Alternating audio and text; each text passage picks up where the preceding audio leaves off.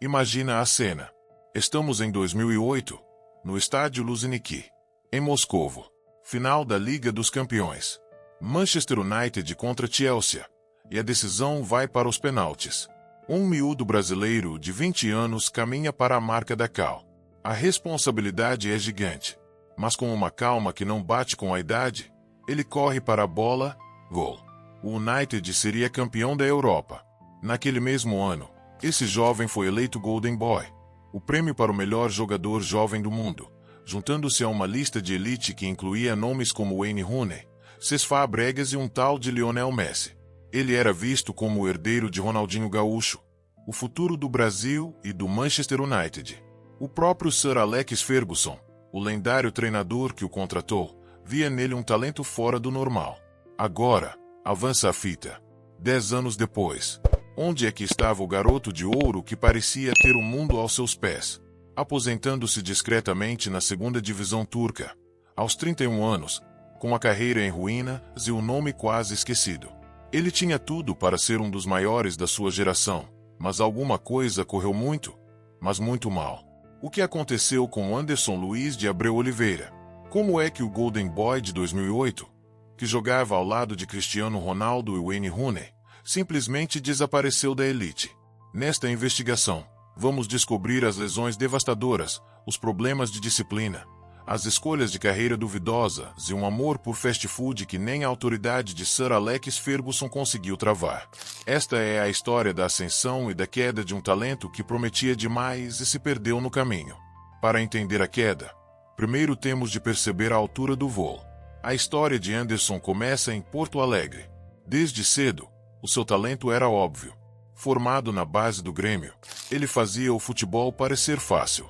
Canhoto, forte, com uma aceleração brutal e uma visão de jogo apurada, Anderson não era só mais uma promessa. Ele era promessa. Em 2005, o Brasil conheceu o seu nome. O Grêmio, um gigante brasileiro, estava no fundo do poço, a jogar a Série B. A temporada acabou num jogo que virou lenda no futebol brasileiro, a Batalha dos Aflitos. Final da Série B, contra o Náutico, em Recife. O Grêmio precisava de ganhar para subir. O ambiente era de guerra. Estádio a abarrotar. O Grêmio teve 4 jogadores expulsos. O Náutico teve 2 penaltis a seu favor. O primeiro, para fora. O segundo, defendido heroicamente pelo guarda-redes. Com apenas 7 jogadores em campo, o impossível aconteceu.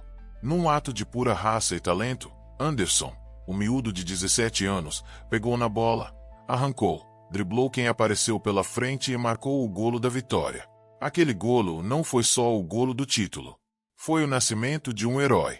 Anderson, o adolescente que resgatou um gigante, tornou-se uma lenda instantânea para os gremistas. O seu desempenho fez dele a estrela da Série B. No mesmo ano, foi um dos grandes destaques da seleção brasileira que foi vice-campeã do Mundial Sub-17. As comparações começaram. O seu estilo, uma mistura de força e magia, levou muitos a chamá-lo de o novo Ronaldinho Gaúcho, outro craque revelado pelo Grêmio. A expectativa era astronômica. E, claro, a Europa estava de olho. O primeiro destino europeu foi Portugal. Em janeiro de 2006, o FC Porto, conhecido por desenvolver talentos sul-americanos, garantiu a sua contratação. A adaptação foi quase imediata. Mesmo depois de uma lesão grave, uma fratura na perna que o deixou de fora por 5 meses, o seu impacto foi claro. Na época de 2006 a 2007, ele foi uma peça-chave na conquista do campeonato, sendo eleito o melhor jogador jovem da liga. A sua energia e a sua capacidade de rasgar defesas com a bola chamaram a atenção do maior treinador da altura, Sir Alex Ferguson. Ferguson não era um homem que se impressionava facilmente, mas em Anderson, ele viu algo especial. O treinador mandou o seu irmão, Marty Ferguson, observar o jovem brasileiro por várias semanas. O relatório foi brilhante. O Manchester United não hesitou. Em maio de 2007, o clube anunciou a contratação de Anderson por uma fortuna para um jovem de 19 anos, algo à volta dos 30 milhões de euros. Ele chegava a Old Trafford, o teatro dos sonhos, como uma das maiores apostas do clube. Chegar àquele Manchester United era como entrar no Olimpo do futebol. O balneário tinha lendas como Ryan Giggs e Paul Scholes, e uma dupla de ataque imparável com Wayne Rooney e um Cristiano Ronaldo a caminho de se tornar o melhor do mundo. A pressão era gigante. No início, a ideia de Ferguson era integrar Anderson aos poucos. Mas uma lesão de Paul Scholes abriu uma vaga, e o talento do brasileiro tornou-se impossível de ignorar. Ferguson ficou tão impressionado que o via como o sucessor natural de Scholes. Ele é mais rápido que o Scholes, é do tipo que avança com a bola a partir do meio-campo, disse Ferguson na altura. A primeira temporada, de 2007 a 2008, foi um sonho. Anderson jogou com a coragem de um veterano. Pedia a bola, arriscava passes e impunha-se fisicamente no duro futebol inglês. A sua energia era contagiante e os adeptos adoravam-no. O resultado foi uma época quase perfeita. O clube ganhou a Premier League, como vimos, a Liga dos Campeões. Naquela noite em Moscovo, Ferguson chamá-lo para bater um dos penaltis decisivos mostrou a confiança que tinha nele. E Anderson não o desiludiu. A coroação do seu ano mágico veio em dezembro de 2008. Anderson ganhou o prêmio Golden Boy, do jornal italiano Tuttosport, para o melhor jogador sub-21 da Europa. Era o reconhecimento oficial. Anderson era, naquele momento, o maior talento jovem do futebol mundial. No Manchester United, ele era visto como uma peça central para o futuro. A sua relação com Ferguson era especial, quase de pai para filho. Histórias de bastidores, contadas por ex-colegas como Rafael, mostram o Anderson brincalhão e carismático. Numa história famosa, Rafael conta que Anderson, dentro de um elevador cheio, deu um peteleco nos testículos de Sir Alex Ferguson. O pânico instalou-se. Todos esperavam a fúria do treinador. Em vez disso, Ferguson começou a rir, para alívio geral. Isto mostra bem a relação dos dois. Ferguson via um talento puro e uma personalidade contagiante, e estava disposto a dar-lhe uma margem de manobra que não dava a muitos. Durante a sua passagem pelo clube, Anderson acumulou um palmarés de respeito. 4 títulos da Premier League, uma Liga dos Campeões, um Mundial de Clubes e 2 taças da Liga. Ele era um vencedor. Em campo, era um box-to-box incansável. Apesar de não fazer muitos golos, o seu primeiro golo demorou mais de 2 anos, o que virou piada entre os adeptos. A sua contribuição era inegável. No auge, Anderson parecia ter tudo. Campeão europeu, titular num dos maiores clubes do mundo e protegido por um dos maiores treinadores da história. O céu era o limite. Olhando para trás, é quase inacreditável pensar que este foi o ponto mais alto, e que a partir daqui, a queda seria tão rápida. Então, a pergunta ecoa: o que é que começou a dar errado? O primeiro golpe sério veio em fevereiro de 2010.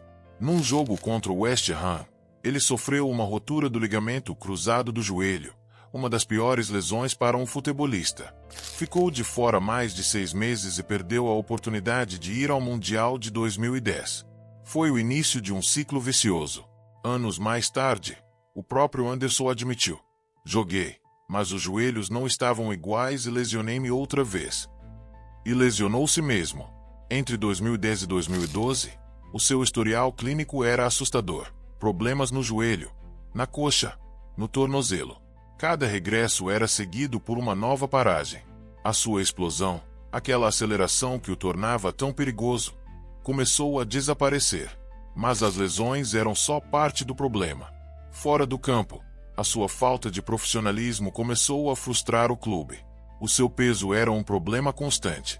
Relatos de ex-colegas pintam o quadro de um jogador com uma dieta descontrolada. Rafael escreveu na sua biografia que Anderson tinha um amor impulsivo por McDonald's, ao ponto de gritar McDonald's, McDonald's, sempre que via um restaurante do autocarro da equipa. Mick Clegg, antigo preparador físico do United, foi ainda mais direto, chamando-o de preguiçoso. Clegg revelou que Ferguson lhe pediu para ter calma com Anderson no início, mas 6 semanas depois, o próprio Ferguson voltou atrás e pediu-lhe para ser mais duro. Nem a autoridade do chefe conseguia controlar o estilo de vida do seu pupilo. A sua recusa em aprender inglês fluentemente, mesmo depois de anos no clube, era outro sinal de falta de empenho. A combinação de lesões graves e uma atitude pouco profissional foi devastadora. Em campo, ele tinha alguns lampejos de gênio, mas eram cada vez mais raros. Ferguson continuava a defendê-lo publicamente, mas a paciência estava a acabar. O treinador que o via como o sucessor de Scholes, agora via um talento imenso a ser desperdiçado. O Golden Boy estava a perder o brilho, e a saída do seu maior protetor iria acelerar a sua queda. Em maio de 2013, Sir Alex Ferguson anunciou a sua reforma. Para muitos jogadores, foi o fim de uma era. Para Anderson, foi o princípio do fim. Os treinadores que se seguiram não tinham a mesma ligação nem a mesma paciência com ele. O sucessor, David Moyes, não se convenceu. Na primeira metade da época, Anderson fez apenas 8 jogos. A gota de água foi quando a sua camisola, a número 8, foi entregue ao recém-contratado Juan Mata. O sinal era claro. Os seus dias no clube estavam contados. Em janeiro de 2014, foi emprestado à Fiorentina, em Itália, numa tentativa de relançar a carreira. Não funcionou. Em 5 meses, jogou apenas 7 partidas e não deixou saudades. O regresso a Manchester foi ainda pior. O novo treinador, Louis van Gaal, também não contava com ele. A sua última imagem com a camisola do United foi numa humilhante derrota por 4-0 contra uma equipa da terceira divisão. Uma despedida melancólica para um jogador que, 7 anos antes, tinha chegado como uma das maiores promessas do mundo. Em fevereiro de 2015, a sua ligação com o Manchester United chegou ao fim. O clube rescindiu o seu contrato. Anderson deixou Old Trafford com cerca de 181 jogos disputados, o que na altura fazia dele o brasileiro com mais partidas na história do clube. No entanto, a sensação era de um potencial gigante que nunca foi cumprido. Aos 26 anos, Anderson regressou ao Brasil para jogar no Internacional, o grande rival do Grêmio. A mudança foi controversa, mas era uma chance de recomeçar. Mais uma vez, a expectativa era alta, mas o regresso esteve longe de ser um sucesso. Na sua estreia, falhou um pênalti. A sua passagem pelo clube foi marcada por irregularidades e mais problemas físicos. Num jogo da Libertadores, na altitude de La Paz, foi substituído ainda na primeira parte e precisou de uma máscara de oxigênio, uma imagem que virou um meme nacional. Em 2016, a situação piorou. Envolveu-se numa briga com um colega de equipa e fez parte do plantel que sofreu o primeiro rebaixamento da história do Internacional para a Série B. Que ironia! O jogador que se tornou herói por levar o Grêmio de volta à Série A, agora fazia parte da equipa que levava o seu rival para o mesmo destino. Em 2017, foi emprestado ao Coritiba, onde somou o seu terceiro rebaixamento. O contrato com o Inter foi finalmente rescindido. Seguiu-se um período de 7 meses sem clube. A sua última paragem foi no Adana Demirspor, da segunda divisão turca. Assinou em 2018, mas a falta de condição física continuou a ser um problema. Fez apenas 15 jogos. Em setembro de 2019, o presidente do clube anunciou que Anderson tinha decidido reformar-se, aos 31 anos. Uma despedida silenciosa, longe dos grandes palcos onde um dia brilhou. A história de Anderson é o lembrete fascinante de que só o talento não chega. Mas na vossa opinião, qual foi o fator principal que destruiu a sua carreira? Foram as lesões? A falta de profissionalismo? A pressão? Deixem a vossa opinião nos comentários. E se gostam deste tipo de análise, não se esqueçam de deixar um like e subscrever o canal. Então, o que realmente destruiu a carreira de Anderson? A resposta não é simples, não há um único culpado. É uma mistura trágica de fatores. As lesões, sem dúvida, tiveram um papel gigante. Aquela rotura de ligamentos em 2010 roubou-lhe a sua maior arma, a explosão. A partir daí, o seu corpo tornou-se o seu maior inimigo. Mas seria injusto culpar só o azar. A sua atitude é uma parte inegável da equação. O desleixo com a dieta, o peso e a resistência em adaptar-se totalmente à cultura do clube são sinais de uma mentalidade que não estava à altura do seu talento. Até o seu maior protetor, Ferguson, acabou frustrado.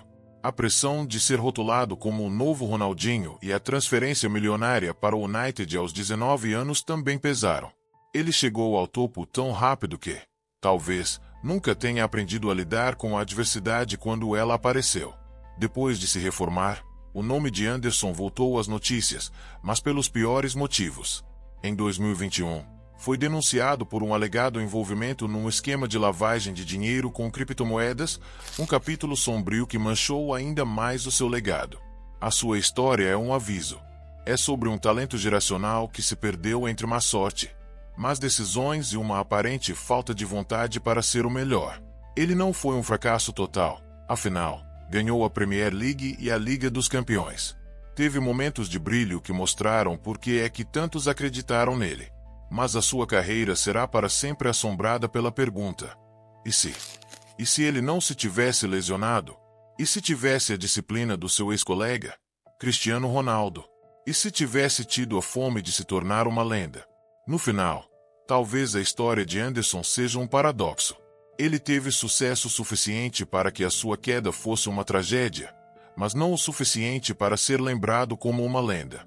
O garoto de ouro de 2008 tornou-se um homem cuja carreira serve de lição sobre a linha tênue entre a glória e o potencial desperdiçado. E o que resta, para quem o viu jogar no seu auge, é a memória de um talento que, por um breve momento, parecia que ia conquistar o mundo.